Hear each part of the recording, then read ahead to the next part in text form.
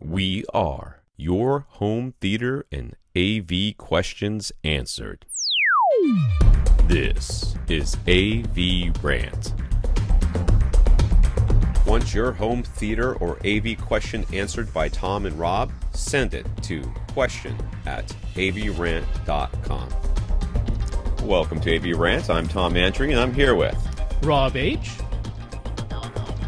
Josh. Now we're going to see a floor plan at some point. I can't see it on my screen, so whatever. Josh is currently building a new house, which means he finally gets to have a true media room rather than his current room, which is filled with toys and it's open to everything and whatever. Anyways, well, sort of. At least he has many relatives who come into town and stay the night. Therefore, the media room must be able to serve as a guest room number 2 in a pinch as well. You know what happens in guest room number 2? They sleep on the floor and they don't touch anything in the room. That's what happens in my house, by the way. I'm like, I'll push the couches up against the wall. You can sleep on the floor. That's how this works. Okay. Let's look at this room here. It will be 14 by 14 with 9-foot ceilings with a closet to contain the AV equipment. He's planning on a 7.1.4 Atmos system. I already see one failing with your system, sir. Shall we go on?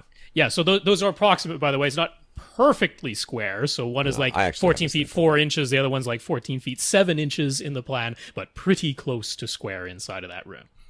Yes. Yes. 2 doors I'm looking at. I think I'm probably looking at the same thing you people are looking at right now. Yeah. Okay. There it is right there. Anyways, there's do we know where he's planning on putting this screen? Well, he was thinking about putting it in front of the window. We'll but get to that in a second. Given that the room's kind of square, that's not necessary. There's no reason it can't. Do we have any suggestions regarding changes to the room layout? The ground has not been broken yet, and plans could still be tweaked if necessary, but he's told the window is not negotiable. I'm almost certain that that's the case, and I got no problems with the window, dude. The window is fine.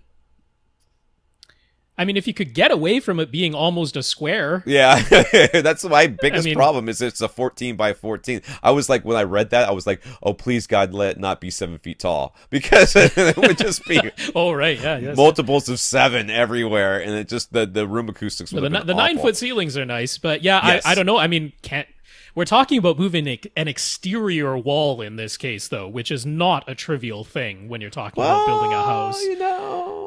I mean, you have to have the closet in the back. I guess you have to have a closet someplace, right? Yeah, for it to be a bedroom. Yeah, and there's more. It looks like there's maybe something, either a linen closet or something on the other side of that hallway. This is a second floor, right? Because there's attic storage right behind him.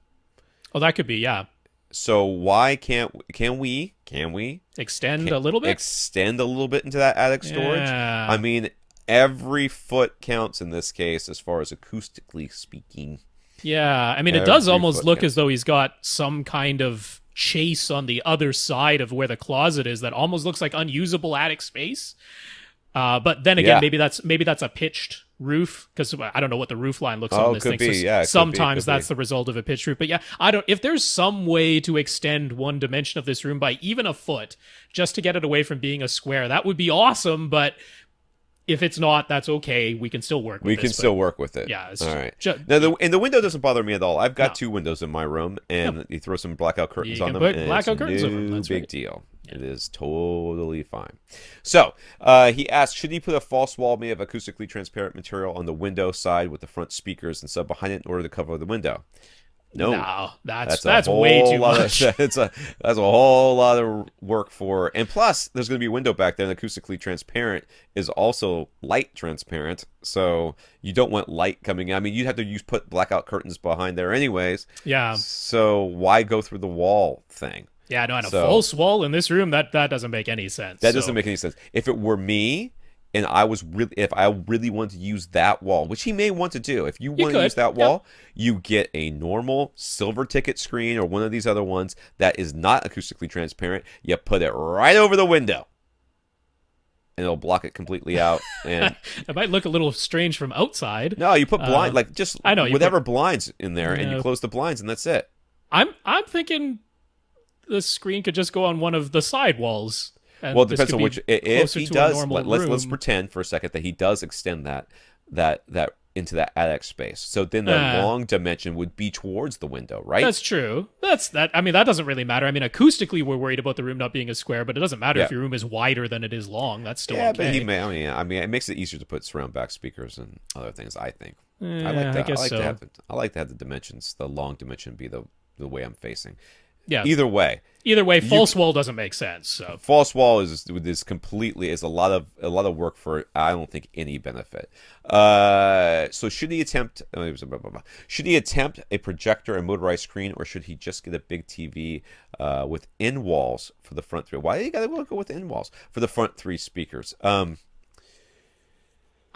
thinking both. Yeah, you can do that. I see that.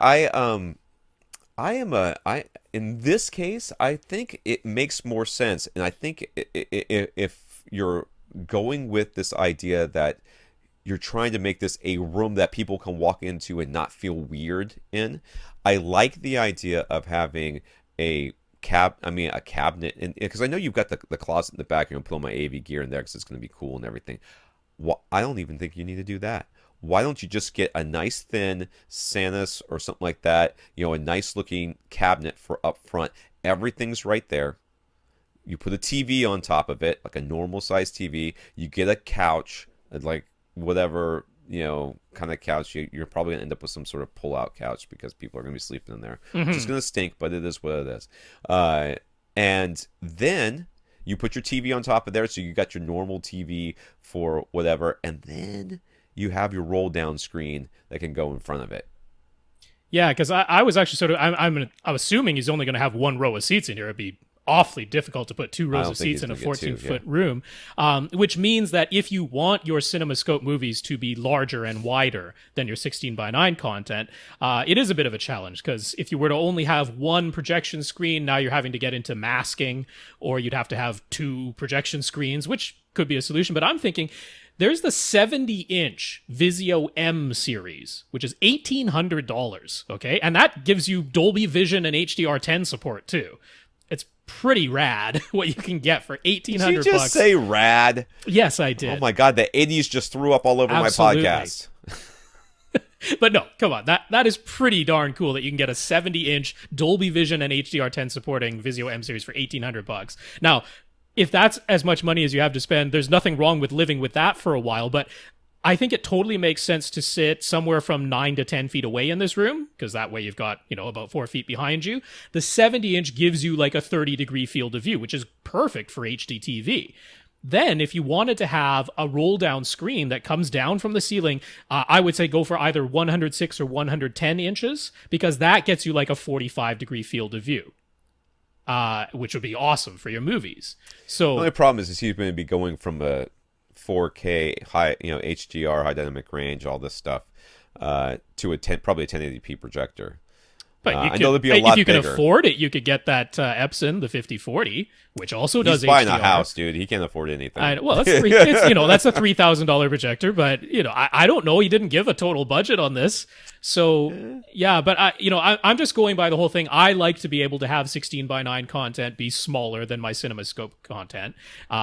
If you have two rows of seats, I love the solution of just sitting in your back row when you want the 16:9 to be smaller, because that's going to have two rows. But there's no way you're going to have two rows in here. So, to me, the two screen solution makes a lot of sense here. And you can go for like, the Elite screens if you want acoustically transparent.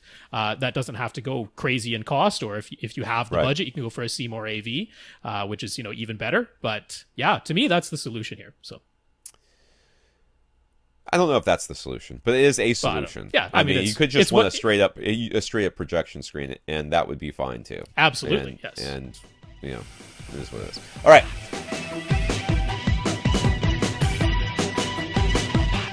Want your question answered? Send it to question@avrant.com.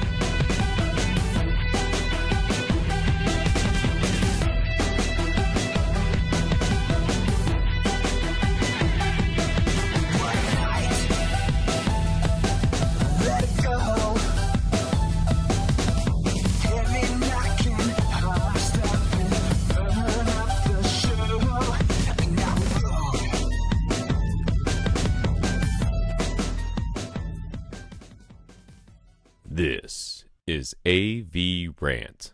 Now go out and listen to something.